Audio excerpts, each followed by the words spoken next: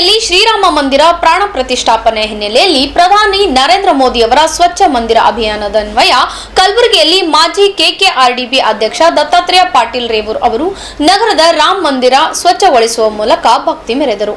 ನಗರದ ರಾಮ ಮಂದಿರ ಸರ್ಕಲ್ ಬಳಿ ಇರುವ ರಾಮ ಮಂದಿರದಲ್ಲಿ ಕೈಯಲ್ಲಿ ಪೊರಕೆ ಹಿಡಿದು ಸ್ವಚ್ಛತಾ ಕಾರ್ಯಕ್ಕೆ ಇಳಿದ ದತ್ತಾತ್ರೇಯ ಪಾಟೀಲ್ ಅವರು ನೀರಿನಿಂದ ಗರ್ಭಗುಡಿ ಸೇರಿದಂತೆ ದೇವಸ್ಥಾನದ ಆವರಣವೆಲ್ಲ ಸ್ವಚ್ಛಗೊಳಿಸಿದರು.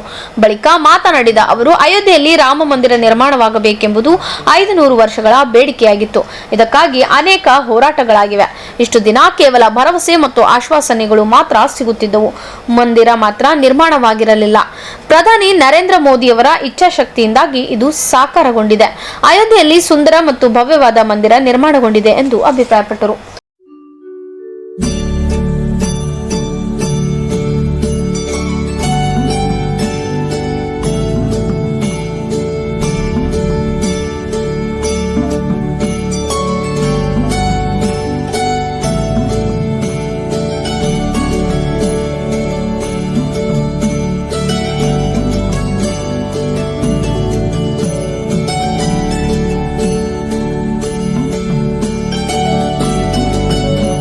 ಫೆಬ್ರವರಿ 22ನೇ ತಾರೀಕು ಇಡೀ ವಿಶ್ವದಲ್ಲೇ ಒಂದು ಐತಿಹಾಸಿಕವಾಗಿರುವಂಥ ಭಾರತದ ಇಡೀ 150 ಕೋಟಿಯ ಜನರ ಮನದಾಸೆಯನ್ನು ಅಯೋಧ್ಯೆಯಲ್ಲಿ ರಾಮ ಮಂದಿರ ಆಗಬೇಕು ಅಂತ ಹೇಳಿ ಸುಮಾರು 500 ವರ್ಷಕ್ಕಿಂತ ಹೆಚ್ಚು ಹೋರಾಟಗಳನ್ನು ಮಾಡಿ ಅನೇಕ ಜನರ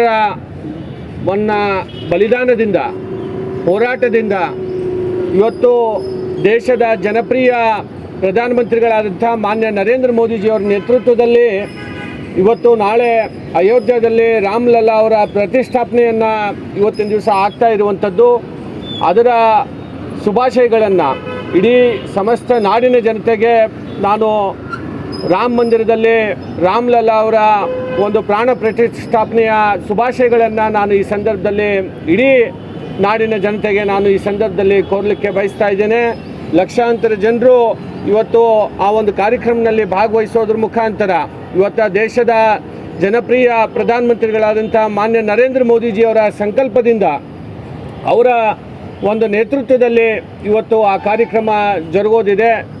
ಅದಕ್ಕೆ ನಾನು ಕಲಬುರಗಿನಲ್ಲೂ ಕೂಡ ಇವತ್ತು ಎಲ್ಲ ದೇವಸ್ಥಾನಗಳಲ್ಲಿ ಭಾಳಷ್ಟು ಕಾರ್ಯಕ್ರಮಗಳನ್ನು ಇವತ್ತು ಸಾರ್ವಜನಿಕವಾಗಿ ಜನರು ಆ ಒಂದು ಸಂತೋಷದಲ್ಲಿ ಮತ್ತು ಆ ಒಂದು ಪವಿತ್ರವಾಗಿರುವಂಥ ದಿವಸದಲ್ಲಿ ನಾವು ಕೂಡ ಭಾಗಿಯಾಗಬೇಕು ಅಂತನ್ನುವ ನಿಟ್ಟಿನಿಂದ ಇವತ್ತು ಕಲಬುರಗಿಯ ಎಲ್ಲ ದೇವಸ್ಥಾನಗಳಲ್ಲಿ ಇವತ್ತು ದೀಪವನ್ನು ಹಚ್ಚೋದ್ರ ಮುಖಾಂತರ ಮತ್ತು ದೇವಸ್ಥಾನದಲ್ಲಿ ಪೂಜೆಗಳನ್ನು ಸಲ್ಲಿಸೋದ್ರ ಮುಖಾಂತರ ಇವತ್ತು ಕಲಬುರಗಿಯ ಜನರು ಕೂಡ ಇವತ್ತಿನ ದಿವಸ ಆಚರಣೆಯನ್ನು ಮಾಡುವಂಥದ್ದು ಆಗ್ತಾ ಇದೆ ಅಂತ ಹೇಳಿ ನಾನು ಈ ಸಂದರ್ಭದಲ್ಲಿ ಹೇಳಕ್ಕೆ ಬಯಸ್ತೇನೆ. ನಮ್ಮ ವಿಶೇಷವಾಗಿ ಕಲಬುರಗಿಯ ಜನರಲ್ಲಿ ಕೂಡ ನಾನು ವಿನಂತಿಯನ್ನು ಈ ಸಂದರ್ಭದಲ್ಲಿ ಮಾಡೋಕ್ಕೆ ಬಯಸ್ತಾ ಇದ್ದೇನೆ.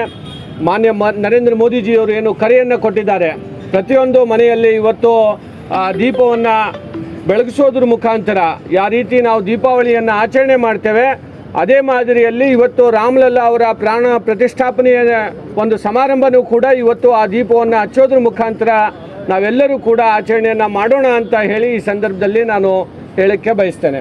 ದತ್ತಾತ್ರೇಯ ಪಾಟೀಲ್ ರೇವೂರ್ ಅವರಿಗೆ ಕಲಬುರಗಿ ಮಹಾನಗರ ಪಾಲಿಕೆ ಮೇಯರ್ ವಿಶಾಲ್ ದರ್ಗಿ ಸೇರಿದಂತೆ ಅನೇಕ ಬಿಜೆಪಿ ಮುಖಂಡರು ಹಾಗೂ ಕಾರ್ಯಕರ್ತರು ಸಾಥ್ ನೀಡಿದರು.